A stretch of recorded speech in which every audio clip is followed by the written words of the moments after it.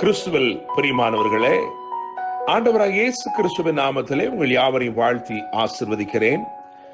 இந்த நாளுக்கென்று தேவன் நமக்கு அருளி இருக்கும் ஜீவ வார்த்தை ஆதியாகமத்தின் புஸ்தகம் 49ஆம் அதிகாரம் 25வது வசனத்தில் இருக்கிறது. அந்த வசனத்தின் ஒரு பகுதியை நான் வாசிக்கிறேன். தேவனாலே அப்படி ஆயிற்று, அவர் உனக்கு துணையாயிருப்பார். இதை கேட்கிற தேவனுடைய பிள்ளைகளே, முற்பிதாக்களில் ஒருவனாகி யாக்கோபு தன் குமாரர்களை ஆசீர்வதிக்கும்படிக்கு அவர்களை கூடிவர செய்து அவர்களுக்கு அருளின வாக்குத்தத்த வசனங்களைத்தான் இந்த அதிகாரம் முழுவதிலும் வாசிக்கிறோம். 49ஆம் அதிகாரம் அதில் 1ஆம் வசனத்தை கவனிக்கும் பொழுது, யாக்கோபு தன் குமாரரை அழைத்து, நீங்கள் கூடி வாருங்கள், கடைசி நாளில் உங்களுக்கு நேரிடும் காரியங்களை அறிவிப்பேன் என்று சொல்லி அவர்கள் ஒவ்வொருவரையும் அழைத்து அவர்களுக்குரிய ஆசீர்வாதங்களையும் வாக்குத்தத்தங்களையும் அருளுவதை இந்த அதிகாரம் முழுவதிலும் வாசிக்கிறோம். அப்படியாக இங்கே நாம் வாசித்த இந்த வசனம், இது யாரை பற்றிய வசனம் என்று சொன்னால், யோசேப்புக்கு சொல்லப்பட்ட ஆசீர்வாத தொடர்ச்சி. யோசேப்புக்கு தேவன் அருளின சொப்பனங்கள் எவ்வளவு நிச்சயமாய், எவ்வளவு அழகாய், மேன்மையாய் நிறைவேறி இருக்கிறது என்பதை யாக்கோபு எண்ணி பார்த்து ஆச்சரியத்தால் வியந்து சொல்லுகிறான், தேவனாலே அப்படி ஆயிற்று. இவைகளெல்லாம் செய்ய மனிதர்களால் முடியாது. ஆனால் என்றோ சொப்பனங்களை அருளி அதை உண்மையாய் நிறைவேற்றக்கூடிய ஒரே ஒருவர் உண்டு என்று சொன்னால் அவர்தான் சர்வ வல்லவராகிய தேவன். எனவே அப்படி ஆயிற்று, தேவனாலே அப்படி ஆயிற்று என்று அங்கே யாக்கோபு சொல்வதை பார்க்கிறோம். எனவே கர்த்தர் இன்றைக்கு இந்த வசனத்தை நமக்கு வாக்குத்தத்தமாய் அருளி இருக்கிறபடியினால், தேவனாலே அப்படி ஆயிற்று, அவர் உனக்கு துணையாயிருப்பார் என்கின்ற வாக்கை அருளி இருக்கிறபடினால், நான் நம்புகிறேன், விசுவாசிக்கிறேன், ஆச்சரியமானவைகளை மிகவும் அதிசயமாய் தேவன் செய்து முடிக்கும் ஒரு நாளாய் இந்த நாள் இருக்கிறது. நான் திரும்பமாய் சொல்ல விரும்புகிறேன், ஆச்சரியமானவைகளை மிகவும் அதிசயமாய் தேவன் செய்து முடிக்கும் நாளாக இந்த நாள் இருக்கிறது. தேவனுடைய பிள்ளைகளே, இங்கே நான் ஒரு 3 காரியங்களை மாத்திரம் உங்களுக்கு வரிசைப்படுத்த விரும்புகிறேன். அவைகளை தீர்க்க தரிசனமாக நான் உரைக்கும்படி விரும்புகிறேன். அவைகள் அப்படியே உங்கள் வாழ்க்கையிலே நிறைவேறப் போகிறது.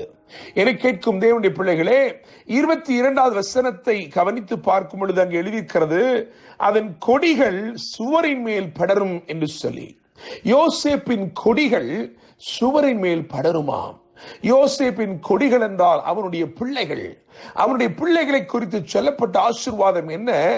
அவர்கள் ஒருவேளை திராட்சை செடி பலவீனமாய் இருக்கிறதே, அதுபோல அவர்கள் பலவீனமாய் இருக்கிற போதிலும் அவர்கள் நிச்சயமாக பலமுள்ள மதில்களை ஏறி பிடிப்பார்கள், உயர்ந்த இடங்களை ஏறி பிடிப்பார்கள். ஒன்றும் அவர்களை தடுத்து நிறுத்த முடியாது. அவர்களுடைய வாழ்க்கையிலே தேவன் வைத்திருக்கிற உயர்வுகளுக்கு, மேன்மைகளுக்கு நேராய் அவர்கள் உயர்ந்து எழும்புவார்கள். என கேட்கிற தேவனுடைய பிள்ளைகளே, உங்களுடைய பிள்ளைகள் நிச்சயமாக வாழ்ந்திருப்பார்கள். ஒன்றும் அவர்களை தடுத்து நிறுத்த முடியாது. அவர்களுடைய வளர்ச்சியை ஒன்றும் தடுக்க முடியாது. எந்த கற்சுவராய் இருந்தாலும் அந்த கற்சுவர் அவர்களை தடுத்து நிறுத்திவிட முடியாது. அவருடைய ஆசீர்வாதத்தையோ அவர்களுடைய மேன்மையோ எந்த கற்சுவரும், எந்த கடினமான ஒன்றும் தடுத்து நிறுத்திவிட முடியாது. தேவனுடைய ஆசீர்வாதம் அவர்களை வளர்த்து கொண்டே இருக்கும். அவர்கள் படர்ந்து கொண்டே இருப்பார்கள். இரண்டாவதாக 24ஆம் வசனத்தை பார்க்கும் பொழுது அங்கே எழுதியிருக்கிறது, அவனுடைய வில் உறுதியாய் நின்றது. என கேட்கிற தேவனுடைய பிள்ளைகளே, ஒரு வில் உறுதியாய் நிற்கும் என்றால் அதிலிருந்து என்ன தெரிந்து கொள்கிறோம் என்றால், அது நிச்சயமாக இலக்கை அடைய செய்கிற அம்புகளை புறப்பட வைக்கும். எனவே நான் நம்புகிறேன், விசுவாசிக்கிறேன், இந்த நாளிலே தேவன் உங்களை ஆசீர்வதிப்பதின் மூலமாய், உங்களை உறுதிப்படுத்துவதன் மூலமாய், யாரெல்லாம் உங்களுடைய கான்டாக்ட்ல அல்லது யாரெல்லாம் உங்களுடைய தொடர்பிலே வருகிறார்களோ அவர்கள் எங்கு போய் சேர வேண்டுமோ அங்கே அவர்களை போய் சேர்க்கும் ஒரு கருவியாய் தேவன் உங்களை உறுதிப்படுத்தி நிலைநிறுத்துகிறார். எனவே நிச்சயமாய் இலக்குகளை அடைய செய்யும் ஒரு கருவியாய், ஒரு பாத்திரமாய் நீங்கள் இருப்பீர்கள். உங்கள் பிள்ளைகளை நீங்கள் அந்த அம்புகளை போல அனுப்பும் பொழுது அவர்களும் எந்த இலக்கை சென்றடைய வேண்டுமோ அந்த இலக்கை நிச்சயமாய் சென்றடைவார்கள். எனவே தேவன் உங்களை இரண்டாவதாய் உறுதிப்படுத்துகிறார். உறுதிப்படுத்துவதன் நிமித்தமாக நீங்கள் இலக்கை அடைகிறவர்களாய் மாறுகிறீர்கள். தேவனுடைய பிள்ளைகளே, அங்கே ஒரு வார்த்தை நான் சேர்க்க விரும்புகிறேன். காரணம், வில்வீரர் அவனை மனமடிவாக்கினார்கள் என்று எழுதியிருக்கிறது. In spite of discouragement you will definitely reach your goal.